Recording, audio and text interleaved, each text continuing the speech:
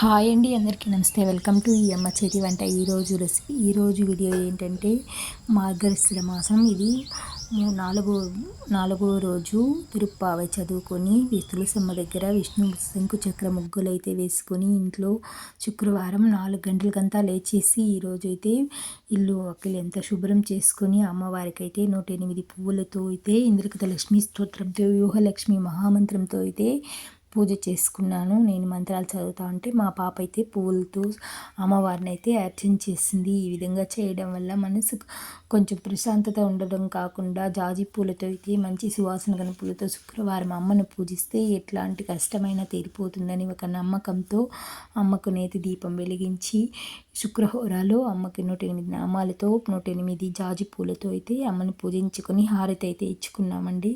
ఇందువల్ల అయితే మనకు మనశ్శాంతి, కుటుంబంలో ఎన్నో సమస్యలు ఉన్నా కొని కొంతవరకు అయితే మనశ్శాంతి కలుగుతుంది. ఆ లక్ష్మీదేవి అనుగ్రహం ఏ రూపంలోనైనా మనకు వస్తుందని మనకు తెలీదు. అంత సూక్ష్మం. ఆ తల్లి ఎక్కడ ఎప్పుడు ఉంటుందో ఎక్కడ వెళ్ళిపోతుందో కూడా తెలియదు. కానీ మనం మనం చేసిన మంచి ఎక్కడికి పోదు. అది ఏ రూపంలోనైనా మనకు తిరిగి వస్తుందనే నమ్మకం అయితే నాకైతే ఉంది. అందువల్ల అయితే నేను ఈరోజు శుక్రవారం ఈరోజు ఏం పనులు పెట్టుకోకుండా పూజ అయితే చేసుకోవాలని నిశ్చయించుకొని 4 గంటలకంతా లేచి ఇల్లు శుభ్రం చేసుకొని ప్రతిరోజు ఉదయం పూజ చేయడం వల్ల మనం మనశ్శాంతే కాకుండా మనకు రూపాయి ఒకరి దగ్గర అడిగే పని లేకుండా ఆ లక్ష్మీ కటాక్షంతో ఏదో ఒక పని కల్పించి మనకు ఆ డబ్బులు అనేవి అందేలా చేస్తుంది ఆ తల్లి. అందువల్ల అయితే నేను ఈరోజు ఏ పని పెట్టుకోకుండా అమ్మను పూజించుకోవాలని అయితే నిర్ణయించుకుని ఉదయాన్నే అయితే స్నానం చేసుకొని చన్నీళ్ళతోనే అయితే స్నానం చేసుకొని అమ్మనైతే పూజించుకున్నాను. ఇప్పుడు నా మార్గళి మాసం 4వ రోజు కాబట్టి ఈరోజు అయితే గొబ్బెమ్మల పూజ అయితే బాగా రోజు అయితే చేయడానికి కుదరటం లేదు. ఒక ముద్దే పెట్టి సింపుల్గా పూజ అయితే చేసుకునేది. ఈరోజు శుక్రవారం అమావాస్య వచ్చింది కాబట్టి ఈరోజు మార్గళి మాసం ఉంది కాబట్టి గొబ్బి పూజ కూడా బాగా చేయాలి అనుకున్నాను. నేనైతే ముద్దలు ఇక్కడ 5 ముద్దలు పెట్టుకొని పసుపు కుంకుమ ముగ్గు అయితే వేసుకుని పూజ అయితే చేసుకున్నాను. గొబ్బి పూజ కూడా చేసుకున్నా. ఈరోజు ఆ తల్లి ఆ గౌరీ మాతను పూజిస్తే మనకు మంచి సంతానము, సకల సంపదలు, మంచి కుటుంబము, భర్త అన్నీ దొరకాలంటే ఆ గౌరీదేవి అనుగ్రహం ఉండాలి. కాబట్టి ఆ గౌరీదేవిని మన గొబ్బెమ్మలో ఉంది కాబట్టి భావించి ఆ తల్లికి ఈరోజు మనసారా అయితే పూజ చేసుకున్నాను. ఈ పూజ చేసుకోవడం వల్ల మన కష్టమంతా తీరిపోయింది అనే భావన అయితే నాకైతే వచ్చేసింది.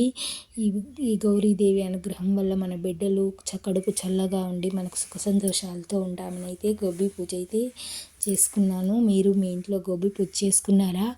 ఈ విధంగానే చేసుకుంటారా అనేది మాకు కామెంట్ చేయండి. మళ్ళీ గొబ్బి పూజ చేసుకున్న తర్వాత తులసమ్మ దగ్గర అయితే శంకు చక్ర ముగ్గులు అయితే వేసుకొని సూర్య భగవాను ఇక్కడైతే మాకు మురుగుడు గుడి పక్కన ఉంటుంది దేవాలయం. ఆ దేవాలయానికి కూడా ఇంటి దగ్గర నుంచి అయితే హారతి ఇచ్చుకొని దండం అయితే పెట్టుకొని పూజ అయితే చేసుకున్నాను. ఈ పూజ అయితే మీకు నచ్చిందా? నేను ఇంట్లో అమ్మవారి 108 నామాలతో పూజ చేసుకొని ఇంట్లో పూజ గదులంతా దీపాలు అయితే వెలిగించుకొని ఇంటి ముందర కూడా అయితే దీపాలు అయితే వెలిగించుకొని ఈరోజు అమావాస్య కాబట్టి మా అవ్వ తాతకి పసుపు కుంకుమ అలంకరించి మనకున్న నైవేద్యం సమర్పించి హారతి ఇచ్చి దండం పెట్టుకుంటే వచ్చే నెల వరకు మనకు వాళ్ళు డబ్బులు వాళ్ళు పుణ్యలో కలిగిపోయి మనకి ఏ కష్టం రాకుండా అయితే కాపాడుతారు. అంత శక్తివంతమైంది అమావాస్య పూజ. పితృదేవతలను అయితే తప్పకుండా పూజించాలి. వాళ్ళ అనుగ్రహం మన మీద ఉండాలని ఉంటే వాళ్ళ యొక్క అనుగ్రహం కూడా మనకు ఉండాలి. ఈ వీడియో నచ్చిందంటే ఒక లైక్ చేసి సబ్స్క్రైబ్ చేసుకోండి. ఈ మరిన్ని మంచి వీడియోల కోసం నా ఛానల్ని సబ్స్క్రైబ్ చేసుకోండి. నాకైతే ఒక నమ్మకం అండి, ఇంటి ముందర ప్రతి శుక్రవారం శుభ్రం చేసిన తర్వాత ఎర్రమన్ను పెట్టుకుంటే మనకి ఇంటికి ఏ దిష్టి దోషాలు తగలవు, ఏ కష్టం అనేది దగ్గరికి రాదనేసి అయితే నేను బాగా నమ్ముతాను.